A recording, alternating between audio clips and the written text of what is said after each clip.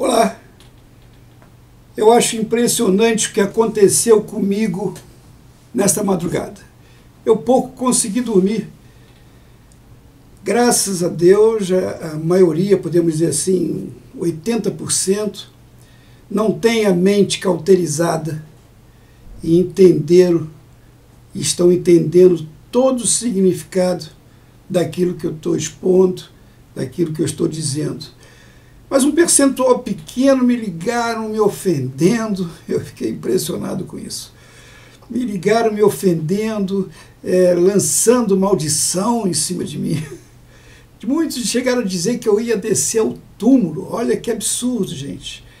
Para essas pessoas, eu quero dizer o seguinte: ninguém derruba a quem Deus sustenta. Ninguém derrota a quem Deus protege. E ninguém amaldiçoa a quem Deus já abençoou. Então eu cheguei à seguinte conclusão, depois de essas ameaças todas, eu cheguei à seguinte conclusão. Eu vou falar um pouco para vocês sobre a Inquisição e depois vocês vão entender o porquê eu estou falando sobre a Inquisição. Então vamos lá. Ela atingiu seu pico no século XVI, quando a Igreja enfrentava a Reforma Protestante. Seu julgamento mais famoso aconteceu em 1633, quando Galileu foi condenado por postular que a Terra girava ao redor do Sol. Olha que absurdo, hein? Ele ser condenado por isso. A Inquisição espanhola, que se tornou independente do Vaticano no século XV, praticou os abusos mais extremos, sobretudo com o uso dos autos da fé, em que matava os condenados em fogueiras públicas. Apesar disso, o Papa João Paulo II novamente pediu desculpa pelos excessos dos interrogadores, expressando pesar por erros cometidos a serviço da verdade por meio de recursos a métodos não cristãos. Ainda segundo o novo relatório, no auge da Inquisição, a Alemanha, pasmem gente, olha onde nós estamos, a Alemanha matou mais bruxas e bruxos eram aqueles que iam contra, né? Muitos nem bruxos eram, que iam contra aquilo que a igreja determinava. Então a Alemanha matou mais bruxos e bruxos que em qualquer outro lugar, foram cerca de 25 mil. Mas por que eu estou falando isso, gente? Porque existe uma inquisição em algumas denominações evangélicas. São pessoas com mente cauterizadas, que só não matam, nem colocam na fogueira, porque nós estamos em outras épocas, mas tentam fazer isso através de lançar maldições, através de lançar todas essas besteiras que lançam contra a pessoa, né? Eu conheço muitos pastores que vivem disso, lançando maldição sobre a vida das pessoas. Eu não fui chamado para lançar maldição. Aliás, eu não considero nem pastor a pessoa que faz isso. Eu fui chamado para lançar bênção. Então, realmente existe uma inquisição dentro de algumas denominações evangélicas. E eu vou falar para vocês, mostrar a vocês aqui 4 tipos de assassinatos mais famosos cometidos pelos papas, né? Vocês podem ler aí, eu não vou ler para não tomar muito tempo de vocês, mas depois vocês podem até parar o vídeo e ler o que vocês estão vendo aí. Eu só gostaria de ler para vocês o que eu coloquei em vermelho aqui sobre a Beatriz Cenci, né? Francesco, que era o pai dela, maltratava sua esposa e seus filhos e abusava sexualmente de Beatriz. Todos conheciam a reputação de Francesco, mas ninguém fazia nada a respeito. Beatriz tentou informar as autoridades sobre os abusos que sofria do pai, né? O que aconteceu com ela? Vocês estão lendo aí? Ela e a mãe Lucrécia foram decapitadas com uma espada, né? O mais novo teve sua vida poupada, mas foi obrigado a assistir ao assassinato de seus familiares, da mãe e da irmã, antes de voltar à prisão e ter seus bens, é lógico, né? Os bens eram transferidos para a família do Papa. Muito bem, vamos ver agora sobre Algério. Não vou ler, depois vocês podem dar uma parada no vídeo aí e ler. Só quero ler o que está em vermelho. Mas que isso, Algério, se refere ao caráter sectário da igreja. Prestem atenção o que diz Rogério na época, e por isso ele foi sacrificado pela Inquisição. Olha o que ele diz: a Igreja Católica Romana, e muitas evangélicas agem assim, é apenas uma entre tantas outras igrejas. E nenhum cristão deveria restringir sua conduta e suas crenças daquelas ditadas por uma igreja em particular. Além do mais, esta igreja se desvia em muitas coisas da verdade. Olha, gente, isso não é agora não, hein? Isso é coisa antiga. Vamos ver agora o terceiro, que é o Girolamo Savonarola. Olha que nome, hein? Vocês também vão ter oportunidade de ler, parem o vídeo depois. Não tomar muito tempo, eu só quero ler o que está em vermelho. Também intensificou suas críticas contra os abusos na vida eclesiástica, a imoralidade de grande parte do clero. Sabe o que aconteceu com ele? Foi torturado e enforcado, e o seu corpo queimado em praça pública. Vamos ver agora sobre o Pietro Carneschi. Também vocês podem ler depois, parem o vídeo e leiam. Só quero ler o que está em vermelho. Olha como é que existe muita coisa semelhante aos tempos atuais. Em virtude da habilidade com que expressava suas ideias, ganhou a admiração da Catarina de Médici e de outros personagens influentes da corte francesa. Era um intelectual ele, o Pietro. Logo se tornou também uma figura proeminente nos círculos literários e religiosos em Nápoles, nos quais eram discutidos elementos de uma necessária reforma espiritual da igreja. Pietro não demorou a aceitar a doutrina de Lutero, mas manteve seu repúdio à política de cisma. O que aconteceu com ele?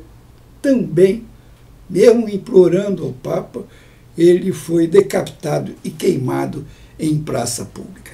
Gente, eu mostrei esses quatro, né? Foram quatro. Esses quatro casos a vocês, que foram as pessoas mais conhecidas, mais terríveis da Inquisição. Muito bem.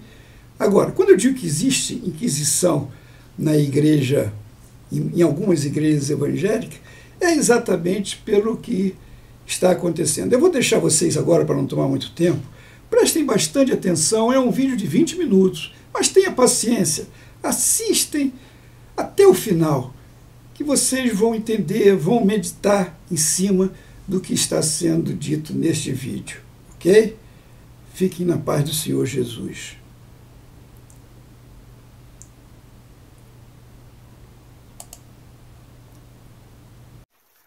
Então vamos lá, compartilhar um pouco sobre esse tema fantástico, né? Esse material aí desse livro aí do Krishnamurti, aí das palestras dele de 1928, tem reverberado demais. Esse tema de hoje, sem comentário, daria para a gente fazer umas 5 reuniões no mínimo aí, não ia esgotar de compartilhar um pouco sobre isso aí. A maioria das pessoas não sente ardor pela verdade, não sente esse impulso. E eu pergunto para vocês, será que se vocês não tivessem tido uma crise iniciática, será que vocês não tivessem sido beijados pela insatisfação, pelo tédio, pela falta de sentido, será que vocês teriam esse ardor pela verdade? E mesmo muitos de nós, que já fomos beijados por isso, será que temos mesmo esse ardor profundo, essa paixão profunda mesmo pela verdade? Eu vejo o seguinte, são muitos anos de caminhada aí nessa questão do autoconhecimento, e o que me trouxe para esse autoconhecimento, o que me tirou da normose, daquilo que eu achava que era normal e que era o sentido de viver, foi uma profunda depressão de perder totalmente a sanidade mesmo. Então eu vejo assim que é fundamental a gente ter um fundo de poço que desestrutura totalmente aquele modo que você vem levando, senão não há a mínima possibilidade de você começar a levantar questionamentos fundamentais sobre o sentido da existência, sobre tudo, não há a mínima possibilidade. E mesmo aqui, inicialmente a grande maioria começa com um fundo de poço de algum padrão comportamental.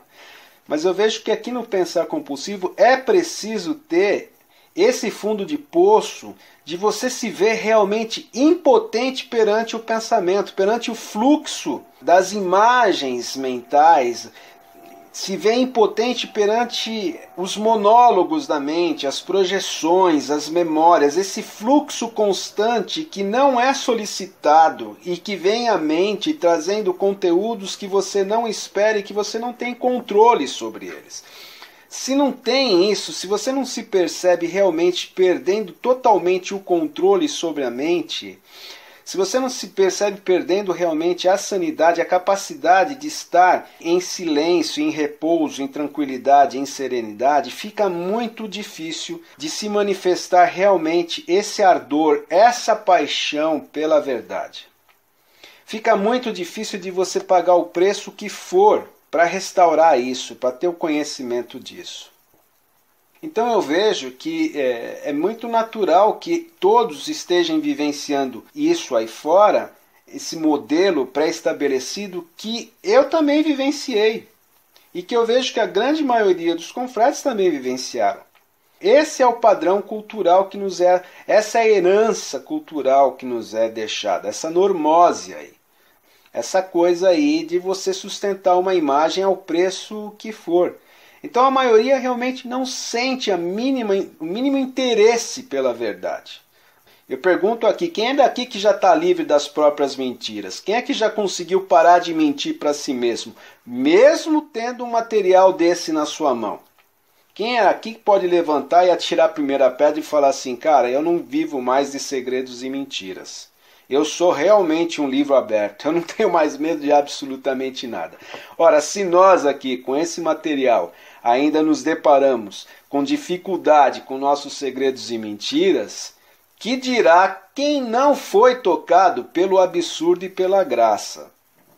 Está vivendo naquilo que é o funcionamento da sociedade, é em cima do medo, que o medo ele é um grande alimentador de segredos e mentiras. Onde tem medo, haverá segredos e mentiras. Não há a mínima possibilidade de não ter segredos e mentiras numa sociedade que é manipulada pelo medo, cara. Qualquer estrutura, qualquer ser humano que funciona à base do medo e da vergonha alimentará mentiras e segredos. E quanto mais alimentar mentiras e segredos, mais conflito, mais medo. Não há a mínima possibilidade de ter um resultado diferenciado. Foi por esse mecanismo que funcionei até ter a crise e vencendo todo um trabalho de estar aceitando as mentiras e os segredos que a consciência vem trazendo à luz da própria consciência. E é difícil no início, porque você começa a ver isso e se vê sozinho mesmo.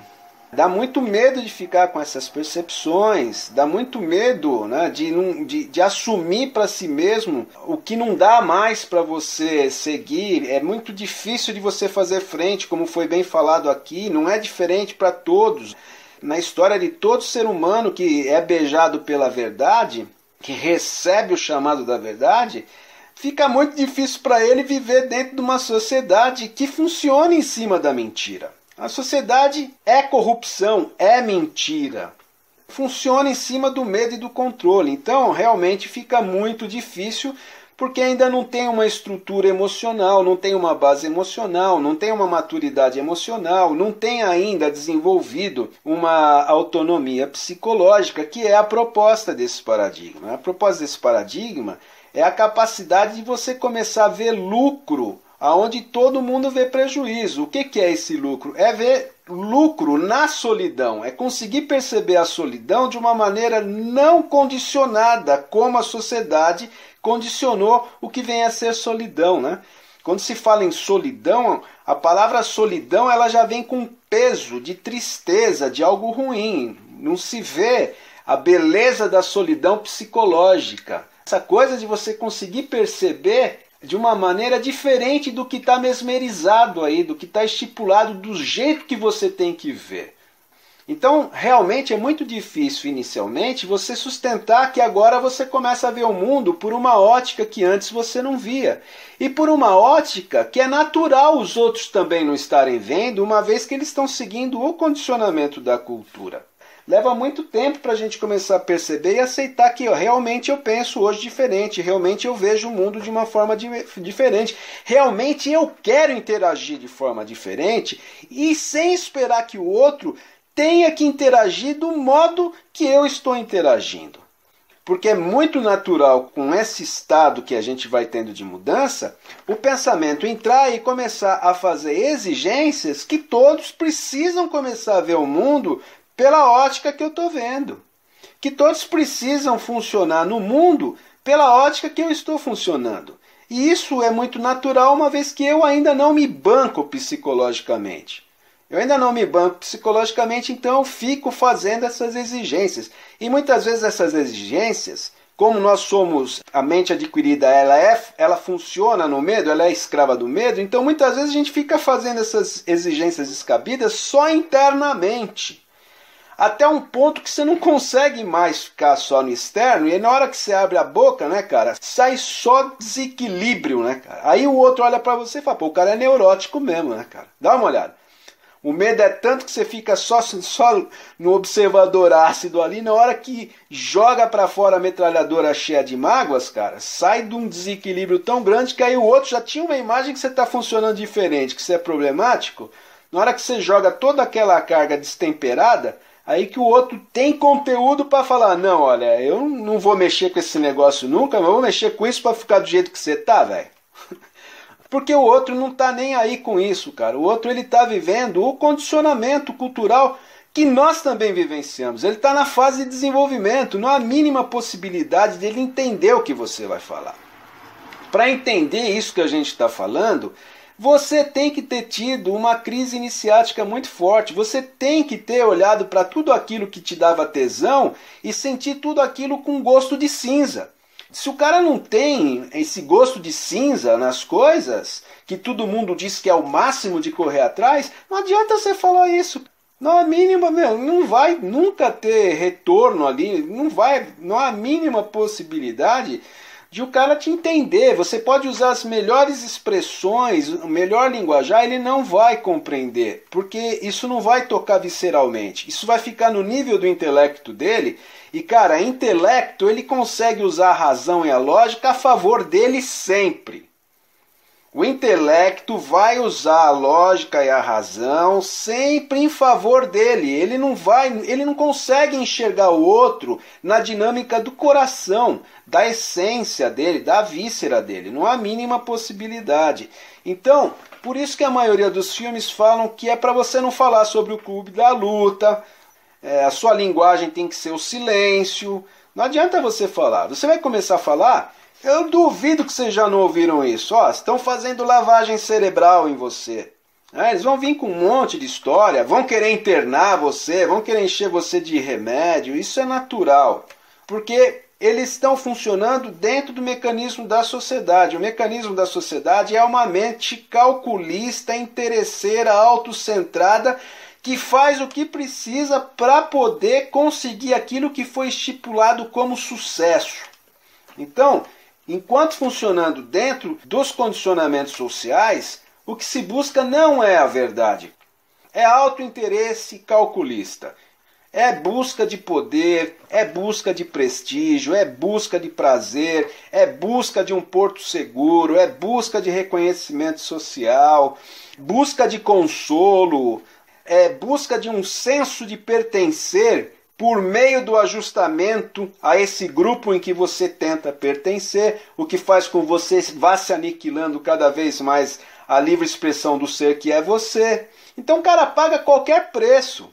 Imitação, comparação. O que está buscando? A maioria está buscando diferentes formas de entretenimento no externo, coleção de propriedades temporais, que a moda faz ficar batida e aí faz o cara ficar nessa corrida maluca, que é um saco sem fim, de umas propriedades sem propriedade nenhuma, coleçãozinha de título, né? Reconhecimento, tapinha nas costas, ou seja, é um modelo sem um mínimo de autonomia psicológica. É um modelo social em que você fica totalmente escravo, dependente do que o outro pensa, dependente do olhar do outro. É comparação o tempo todo. Você precisa chegar num estado de correr atrás de tudo isso e perceber que, pô, cara, tá, consegui tudo isso. E agora? O que que eu faço com isso, né? Isso aqui não me brindou com a felicidade, com a liberdade, com a segurança. Não me deu nada disso, cara. Só me desgastou. E olha quantos anos que eu perdi da minha existência aí. Olha quantos inimigos que eu acabei fazendo. Será que eu tenho algum amigo mesmo, de fato? Ou que está em volta de mim é um monte de mentes calculistas também querendo tirar algum proveito da situação de se relacionar comigo. E eu fazendo a mesma coisa com esses que estão em volta de mim. Será que é amizade mesmo? Ou é só uma troca de interesses velados? Porque se não cumprir com o interesse, eu descarto rapidinho, velho. Rapidinho. Então veja, não vai buscar pela verdade, não vai buscar por questionamentos para ver se existe alguma coisa além do que está aí, estipulado como normalidade, se você não vivenciou um profundo descontentamento, uma profunda falta de sentido com tudo, se você não consegue ainda perceber o modo superficial das relações, o modo superficial dos encontros, que não tem encontro nenhum, na realidade é só um ajuntamento de corpos e de mentes vazias, de conteúdo que realmente gere reflexão para um despertar de uma consciência qualitativa. Não há a mínima possibilidade. Vai ser mais um falando um monte de coisa por não ter nada com propriedade a dizer. Nada. Só repetição de telejornal, só repetição do que papai, vovó, mamãe, vovô falou. Nada que foi percebido por si mesmo, que foi olhado, que foi sentido realmente. E que faz sentido transferir para o outro, para que o outro talvez comece a fazer algum questionamento em cima disso que você está colocando. Então eu vejo que é natural isso. E no início, para a grande maioria dos confrades, é muito difícil, dá muito medo, porque você fica sozinho. Isso aqui leva você para a solidão. Não há a mínima possibilidade de ser diferente. Isso aqui vai levar para uma solidão que é providencial. É preciso aprender a viver com essa solidão. É preciso aprender a absorver essa solidão. E descobrir nela a beleza. Descobrir que ela não tem nada a ver com isso que a sociedade fala que é a solidão.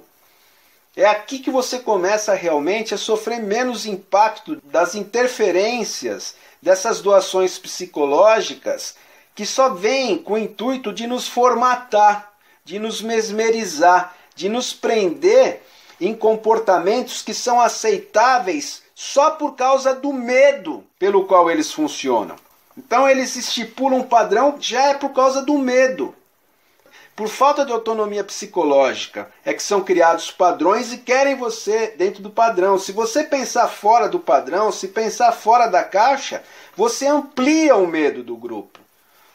Se o grupo começa a te perceber vivendo, conseguindo viver dentro de um modo que é completamente diferente daquilo que foi estabelecido para eles, eles se assustam, porque eles vão poder ter a chance de questionar sobre isso, e não quer questionar sobre isso. Porque a verdade ela é profundamente perigosa para aquilo que está estabelecido. Quando você começa a perceber a verdade dessas complexidades aí, que elas não levam à felicidade, você começa a ter uma percepção e olhar como é que você construiu as coisas que estão em sua volta, velho, o negócio fica pesado demais. Então a grande maioria não aguenta isso. Não aguenta. Então eu vejo que esse despertar da verdade, essa verdade vai simplificando demais a nossa vida. E é difícil no início, porque a gente sente uma síndrome de abstinência das complexidades que nós nos prendemos durante o tempo. Sabe, você ficou preso numa cela, mas você se acostumou com a cela. Então abrir a porta da cela dá síndrome de abstinência, dá medo da liberdade. Dá medo da simplicidade que leva para a liberdade. Dá muito medo isso daí. Então é difícil inicialmente, mas Com a maturidade do processo, quando você começa a ver os lucros desse buscar pela verdade, quando você começa a ver a lei do retorno ocorrer na sua existência, não tem preço que paga isso.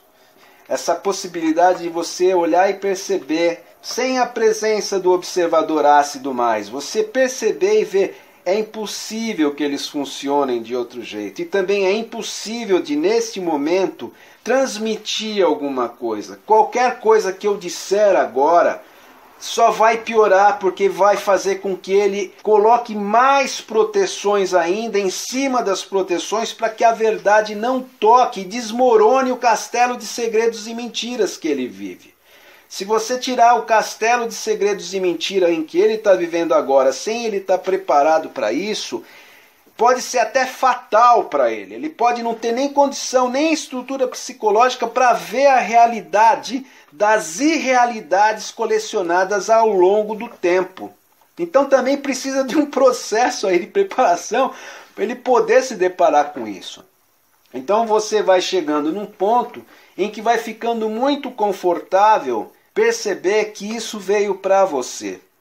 Que isso veio para trazer a liberdade para você. E que a liberdade começa exatamente no ponto em que você vai percebendo aonde é que ainda existe dependência psicológica. Porque essa questão de você querer passar para o outro é por causa da sua dependência psicológica. Porque se você não tivesse dependência psicológica desses ambientes, você não estaria fazendo exigência descabida do outro. Você não estaria medindo o comportamento do outro de maneira ácida, rancorosa.